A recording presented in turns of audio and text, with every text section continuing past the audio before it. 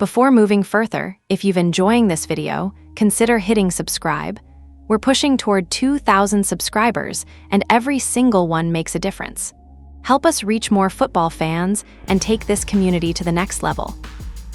If this quarterback competition in Cleveland is genuinely wide open, why is the coaching staff actively hiding Shedeur Sanders from the starting offensive line during the most critical evaluation window of the entire summer? That single contradiction is setting off alarm bells across the league, and once you see the calculated chess match unfolding inside the building, you realize this was never a standard battle for the starting job. We are witnessing an organizational tug-of-war between $200 million of guaranteed money and a young, dynamic quarterback the fan base is practically begging to see take the field. Before we pull back the curtain on what insiders are whispering out of Berea, I want to test your football instincts right now. Drop the word real in the comments if you believe this quarterback battle is an authentic competition, or drop the word rigged if you believe the starting job was decided before training camp even opened. Pay close attention to how these practice reps are quietly being manipulated, because the subtle details behind closed doors reveal an uncomfortable reality that Cleveland's front office is desperately trying to hide from the public. Before going further, if you're enjoying this video, don't forget to smash that subscribe button. It really helps us keep bringing you the content you love. Share this video with your friends so they don't miss out on all the drama and excitement. When an NFL front office orchestrates an open competition at the most pivotal position in professional sports, there is a universally accepted blueprint every competent coaching staff follows. You isolate the variables. You place both contenders behind the exact same protective wall, dial up the exact same core playbook concepts, and measure how each signal caller navigates identical pressure against live defensive schemes. Yet, as the Cleveland Browns barrel toward their high-stakes preseason matchup against the Buffalo Bills, the operational strategy coming out of the facility looks less like an objective evaluation and more like a carefully managed stage production. Reports confirmed that during joint practices, first-team offensive line reps were divided between Deshaun Watson and Shedeur Sanders, but the real telling detail emerged shortly after. When Saturday arrives and Sanders takes the field for his designated first-half start, the starting offensive line will reportedly remain on the sideline, leaving the young quarterback to operate behind a patchwork rotation of second-string blockers. To fully grasp why this development is causing such a massive stir across sports media, you have to look past the standard coach speak and examine what an offensive line actually represents for a developing quarterback. A starting offensive line provides timing, established chemistry, and predictable pocket integrity. It gives a passer the vital split second required to work through a progression without immediate interior collapse. By deliberately detaching Sanders from that starting unit during his most visible game action showcase, the coaching staff effectively changes the entire statistical baseline. If Sanders struggles against Buffalo's defensive front while evading free rushers, the tape instantly provides the front office with convenient, plausible deniability. They can point to stalled drives, disrupted rhythm, or missed reads as justification for keeping him on the bench, completely ignoring the reality that no quarterback can execute a timing-based passing offense without baseline pass protection. The contrast becomes even sharper when you consider what has actually transpired on the practice fields over the past several weeks. Observers on the ground have repeatedly noted that Sanders has delivered some of the most composed, accurate, and decisive sequences seen in camp. His release has looked crisp, his pocket mobility has shown steady maturation, and his poise under simulated pressure has routinely energized the rest of the offensive unit. Meanwhile, Watson's performances have continued to display the same erratic decision-making and delayed processing that have plagued his tenure in Cleveland. On pure merit and day-to-day execution, the momentum has clearly swung toward the rookie. Yet, despite those undeniable flashes, the organizational hierarchy remains rigid. The reluctance to hand, Sanders, a single clean drive with the primary offensive personnel, sends an unmistakable message across the locker room. The competition is open in public statements only, while the internal depth chart remains insulated from real disruption. This dynamic creates an intense psychological strain on a young player. When an athlete realizes the evaluation criteria are shifting beneath his feet, the natural inclination is to press, to hold the ball longer in an attempt to make an extraordinary play, or to force throws into tight windows to manufacture explosive yardage. That is precisely where young careers can get derailed before they even begin. If the coaching staff genuinely wanted a definitive answer regarding Sanders' readiness to handle the rigors of an NFL regular season, they would give him the exact keys they are handing the veteran.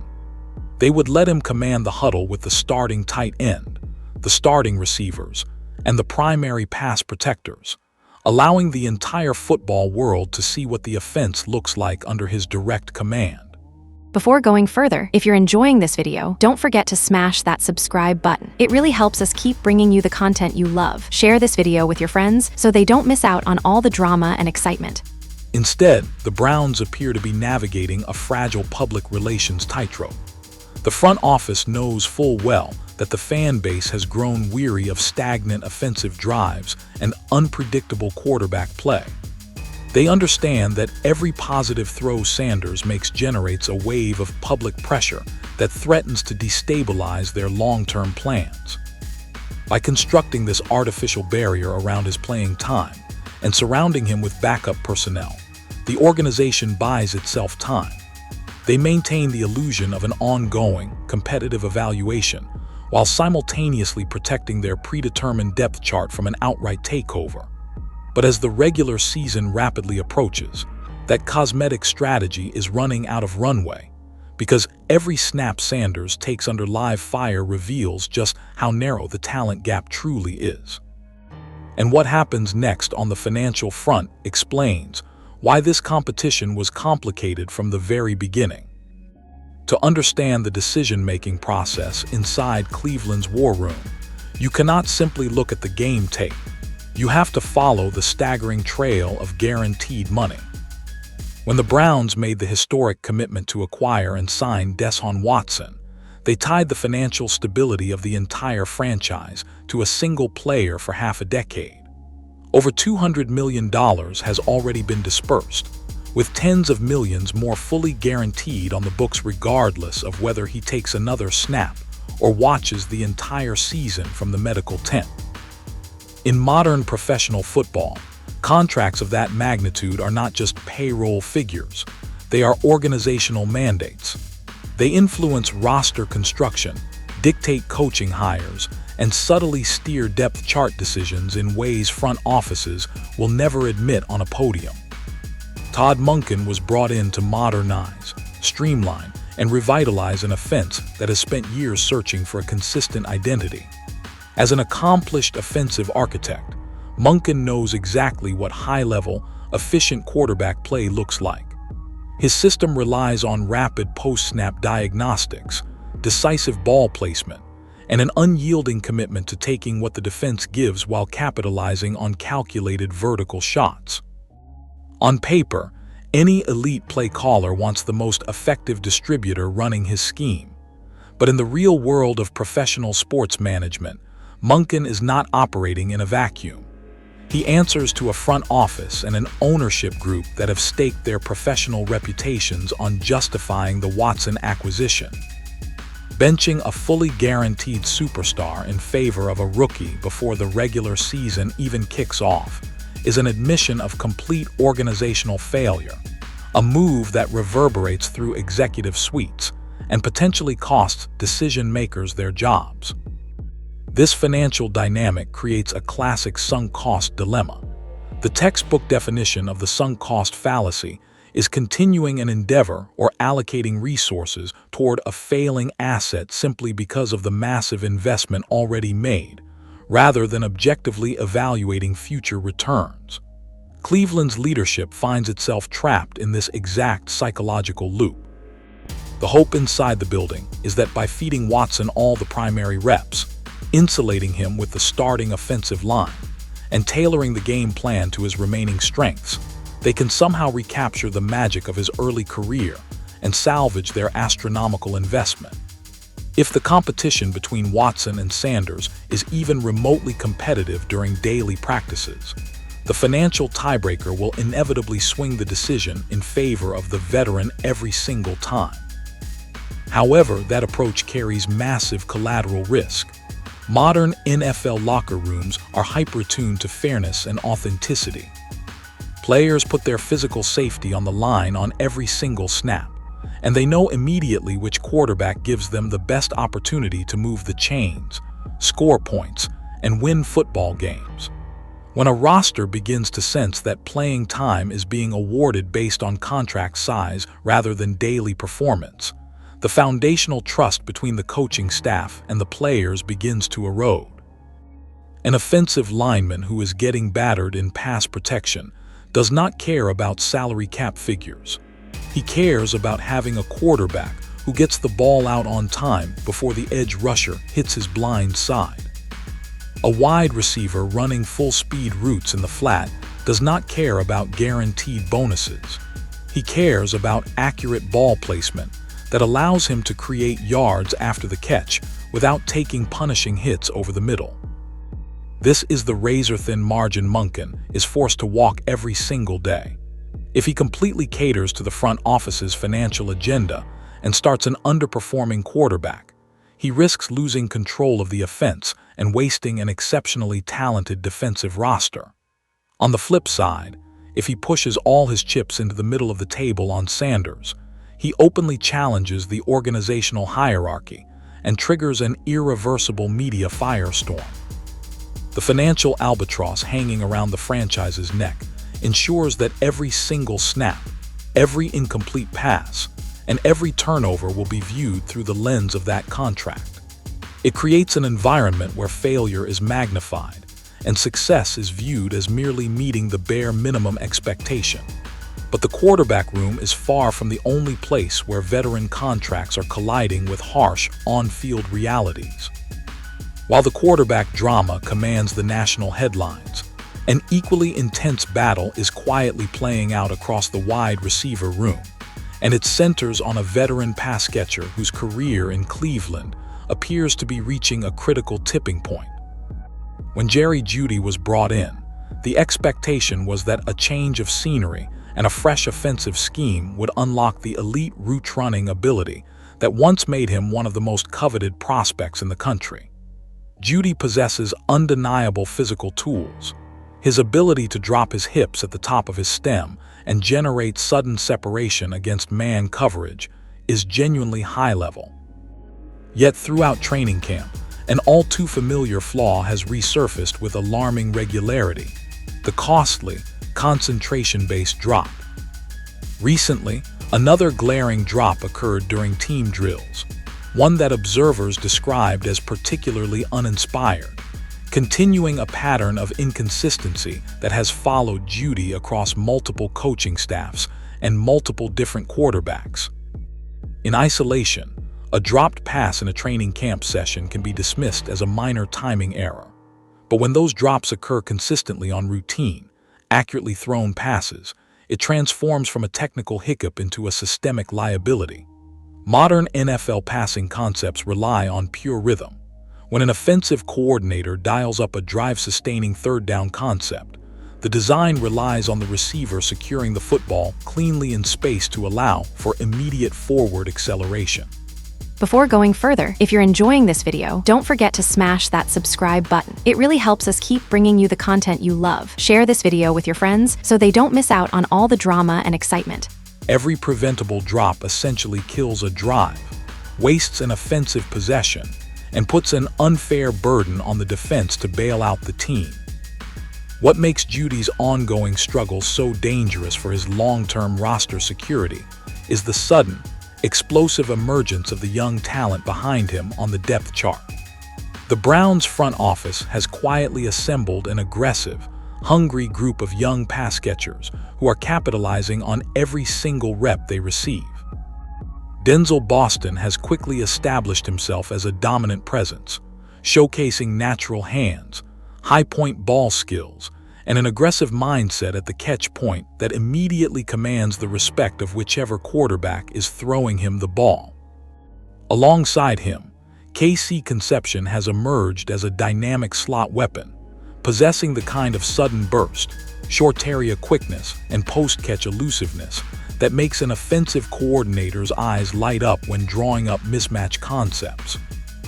Add the blazing vertical speed and crisp route separation of Isaiah Bond into that mix, and the mathematical reality facing Cleveland's front office becomes impossible to ignore. A young, ascending receiver room requires reps, targets, and structural investment to reach its full potential. Every target funneled to a drop-prone veteran making significant money is a target stripped away from a young player who could represent the foundational future of the passing attack.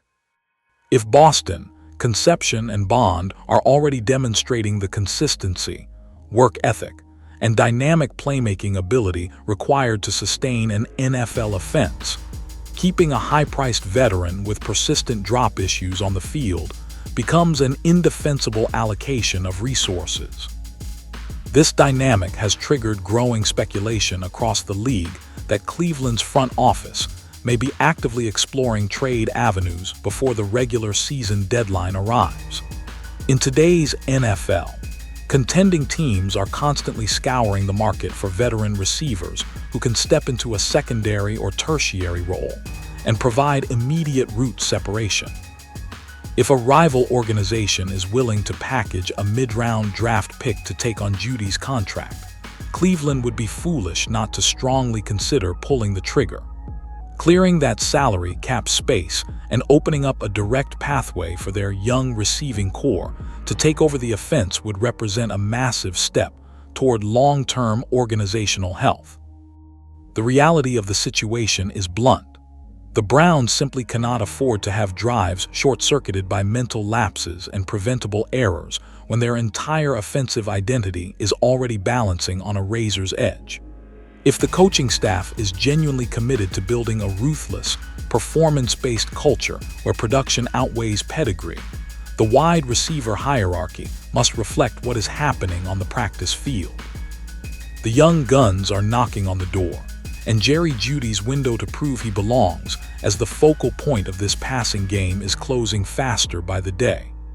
But while the pass catchers fight for their place in the hierarchy, an entirely unexpected athletic monster has quietly entered the quarterback conversation from the bottom of the depth chart. Tucked beneath the intense public spotlight focused on the primary quarterback competition sits one of the most fascinating, volatile, and underreported developmental storylines on the entire roster. When news broke that Tailon Green would receive substantial, live game snaps in the upcoming preseason action, casual observers may have viewed it as standard late-game roster filler. But those who track the structural dynamics of NFL rosters understand that Green represents an entirely unique physical asset that could quietly alter how this organization approaches the position over the next 12 months.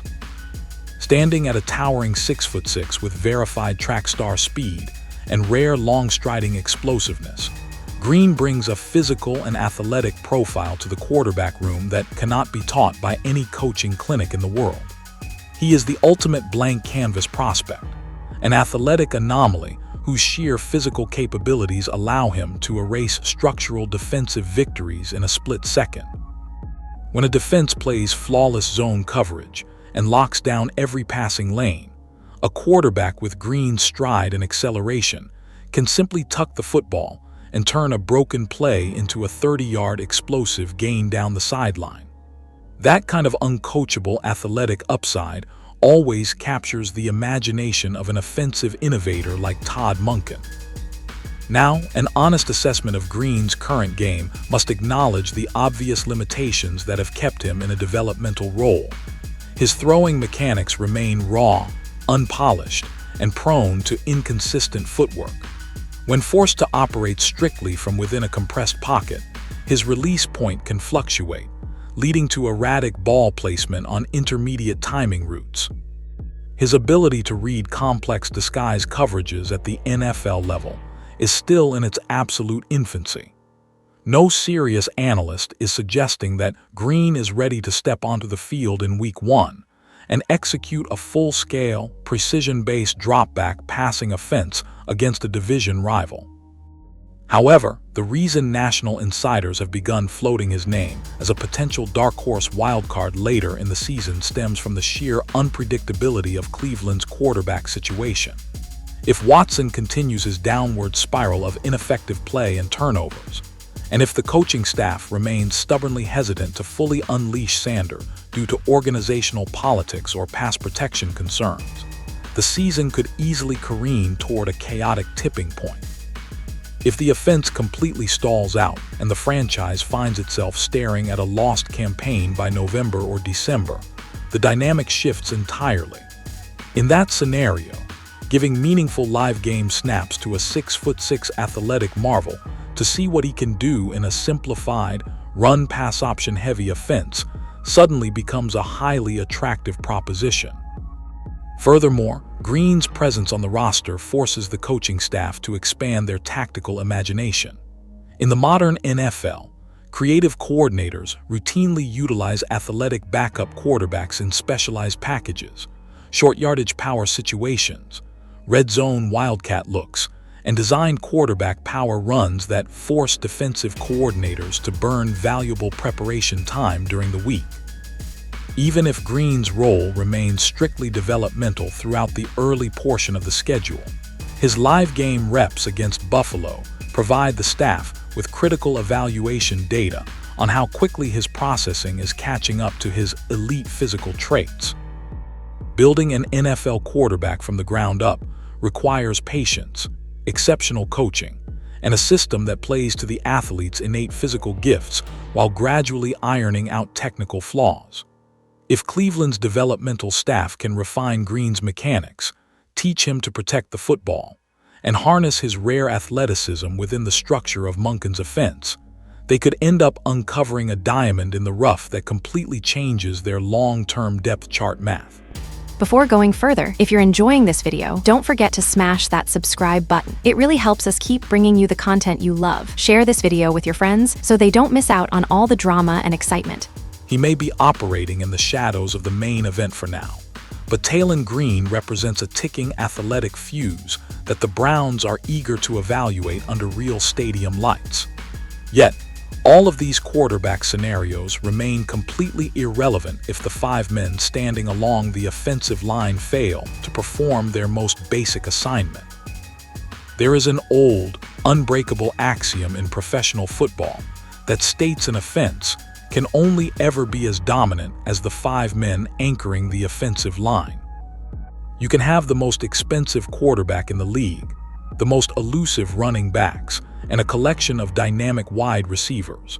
But if the offensive line cannot establish the line of scrimmage or sustain a clean pocket for more than 2 seconds, the entire system inevitably grinds to a catastrophic halt. For the Cleveland Browns, the state of the offensive trenches heading into this critical stretch is defined by a volatile mix of rookie growing pains, technical development, and glaring pass protection vulnerabilities that could make or break their entire season. The vulnerability of this unit was put on full display during recent team action when rookie tackle Austin Barber suffered a brutal technical breakdown on the right side of the formation.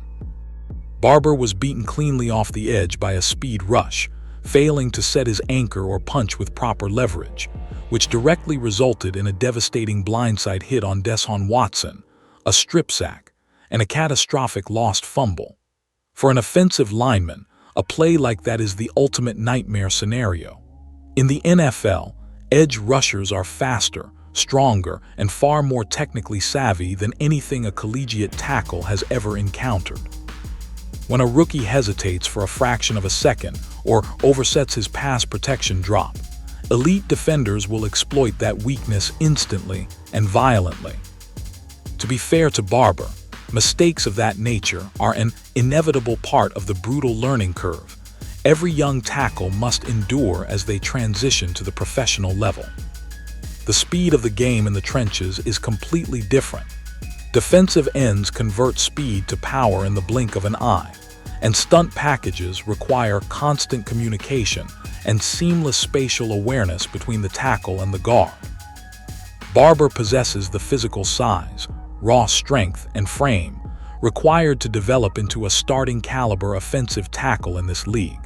But until his footwork becomes consistent and his hand placement improves, he will remain a targeted liability whenever he steps onto the field against premier pass-rushing units. Fortunately for Cleveland, the other side of the offensive line ledger provides a genuinely exciting reason for long-term optimism. Left tackle Spencer Fano has quietly put together an exceptionally impressive preseason stretch, demonstrating the kind of natural pass-blocking instincts that instantly jump off the game film. Fano possesses rare lateral agility, allowing him to mirror speed rushers effortlessly while maintaining an exceptionally balanced, strong base against power moves. His punch timing has looked refined beyond his years, and his spatial awareness in picking up delayed blitzes and interior twists has given the coaching staff massive confidence in his trajectory. If Fano continues on his current developmental path, the Browns may have locked down a cornerstone protector for years to come. Yet an offensive line cannot function as a collection of talented individuals. It must operate as a unified, single organism. The 5 players along the front must move in absolute synchronicity, passing off rushers, communicating pre-snap protection adjustments, and trusting each other implicitly on every single down. Right now, Cleveland's offensive front simply lacks the accumulated reps and cohesive chemistry that define the elite offensive lines across the AFC. They are a unit in transition, blending young, developing draft picks with veteran pieces who are still adjusting to the specific blocking angles and tempo demanded by Todd Monken's scheme. This reality brings us right back to the central controversy surrounding the quarterback position. Exposing Shedeur Sanders to live game action without the protection of the starting offensive line is not just a tactical evaluation flaw. It is an outright physical hazard. If the backup blockers experience the same breakdowns in communication that led to Barber's strip sack, the young quarterback will be forced into survival mode, scrambling for his life rather than executing the offense. The front office and coaching staff must face the reality that until this offensive line solidifies its chemistry and establishes consistent pass protection across all 4 quarters, no quarterback on this roster will truly be set up to succeed. But to alleviate that pass protection pressure, the coaching staff is turning to an old-school offensive philosophy designed to control the clock and punish opposing defenses. When modern NFL offenses look to take the pressure off a volatile passing game and an evolving offensive line, they typically spread the field with empty formations and quick horizontal screen passes. Todd Monken and the Cleveland Browns, however, appear to be charting a fascinatingly different course heading into this campaign. At Monken's direct request, the front office made the deliberate move to add a true, traditional fullback to the active roster, a clear tactical signal that Cleveland is preparing to resurrect a physical, downhill, smashmouth running attack designed to bludgeon opposing fronts into submission. At the center of this ground-and-pound philosophy is Quinshon Judkins, an absolute workhorse back whose running style perfectly embodies the historic identity of Cleveland football. Judkins is a violent, decisive runner who embraces contact between the tackles. He possesses extraordinary lower body power, routinely churning through arm tackles, falling forward for extra yardage, and punishing second-level defenders who attempt to bring him down in space. By utilizing a dedicated lead blocker in front of him, Monken intends to establish a physical baseline that forces opposing defenses to stack 8 defenders in the box, thereby opening up clean, single-coverage passing lanes on early downs. However, an NFL regular season is a grueling, 17-game war of attrition. Asking a single running back to absorb 30 violent collisions every single week behind a developing offensive line is a guaranteed recipe for mid-season fatigue and devastating injury. The Browns' coaching staff understands that if they want Judkins to remain explosive and healthy for the stretch run in December, they must implement an intelligent, calculated workload distribution. Judkins will handle the punishing, interior early down carries, but the offense desperately needed a complementary lightning bolt to offset his thunderous style. Enter Sampson, the dynamic, versatile back who has rapidly transformed from an intriguing camp prospect into one of the most explosive offensive weapons on the entire depth chart. Sampson delivered an absolute masterclass during his recent preseason action, leading the entire roster in receiving yards and electrifying the stadium with a jaw-dropping 43-yard screen pass. On that single play, Sampson showcased everything that makes him special: elite vision, instantaneous acceleration, ankle-breaking elusiveness in the open field, and the rare ability to turn a simple 5-yard dump-off into a game-changing, house-call touchdown. Sampson's emergence gives Monken the ultimate tactical chess piece. In modern situational football, third-end medium is where games are won or lost. Having a back like Sampson who can line up in the backfield, motion out to the slot, create immediate separation against linebackers in coverage, and dominate after the catch completely alters how defensive coordinators must game plan against this offense.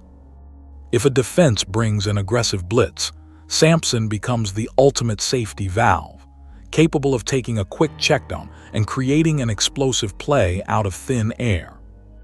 This dual-headed backfield dynamic provides the entire team with an authentic, balanced offensive identity that does not rely entirely on the quarterback throwing the ball 40 times a game. When Judkins is hammering the interior defense on first and second down, and Sampson is slicing through the secondary on third down, and in 2-minute drill situations, the Browns possess the tools to dictate the tempo of any game on their schedule. This backfield combination is designed to keep the offense on schedule, keep the chains moving, and give whichever quarterback takes the field the ultimate security blanket.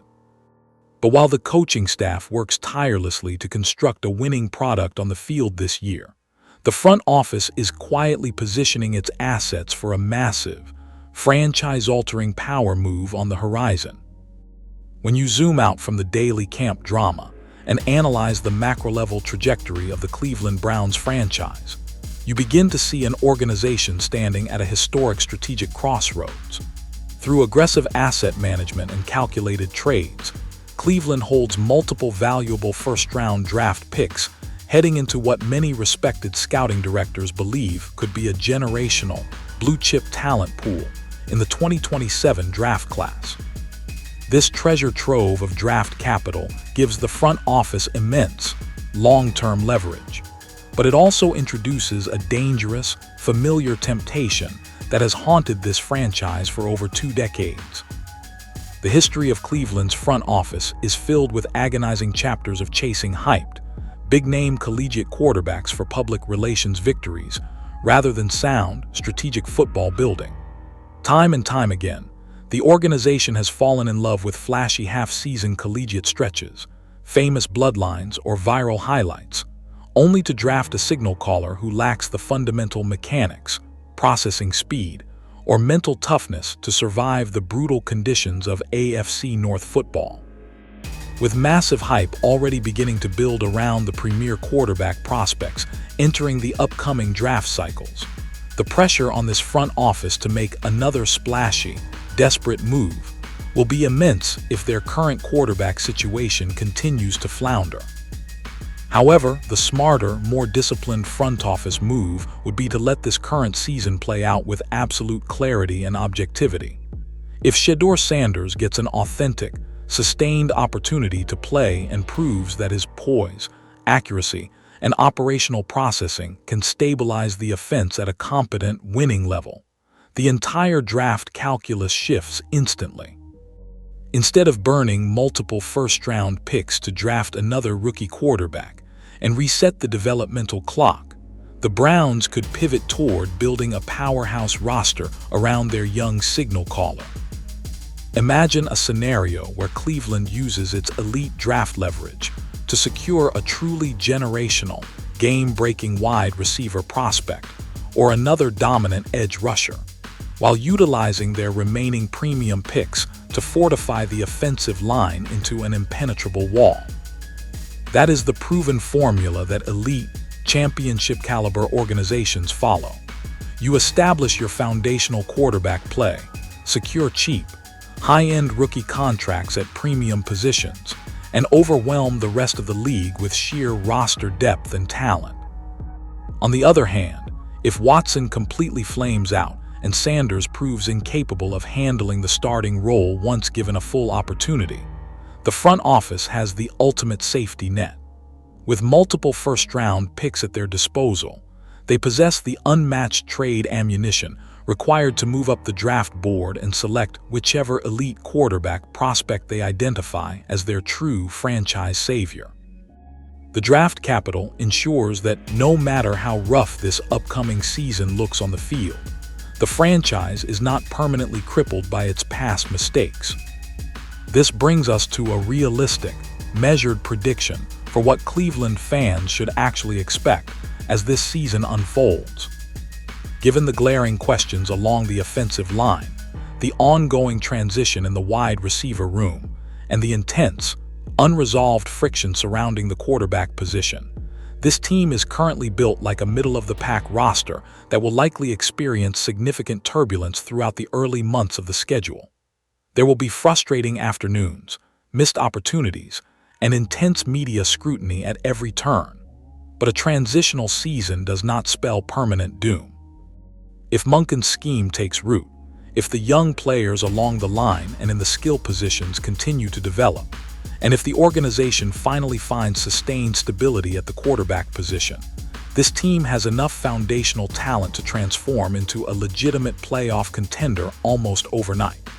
The future remains entirely in their hands, but navigating the present drama requires making the right call under the bright lights of this upcoming game. When you piece together every single clue coming out of Cleveland, the picture becomes clear. Jerry Jeudy's recurring drops and the emergence of a hungry young receiving core mean his days on the roster could be numbered. The offensive line is battling through a volatile mix of rookie mistakes and undeniable potential, while the backfield combination of Quinshon, Judkins, and Sampson is ready to provide a physical, explosive identity. Yet, everything ultimately circles right back to the central question that started this entire breakdown. If the coaching staff continues to insulate Deshaun Watson with starting talent while withholding that exact same support from Shedeur Sanders against Buffalo, they are confirming that this quarterback competition is being dictated by politics and payroll, rather than pure performance on the field. The front office is playing a dangerous game with public trust, and a dominant, statement-making performance from Sanders this weekend could blow their entire plan wide open. If you appreciate raw, unapologetic, deep-dive football breakdowns that cut straight through the media spin and give you the real truth about what is happening on the field, make sure to smash that subscribe button and turn on notifications right now. You are locked in with Gridiron Ground, the home for real football fans who demand authentic analysis every single week. Drop your exact final score prediction for the Buffalo game in the comments below, and we will catch you right back here on Gridiron Ground for the full post-game breakdown.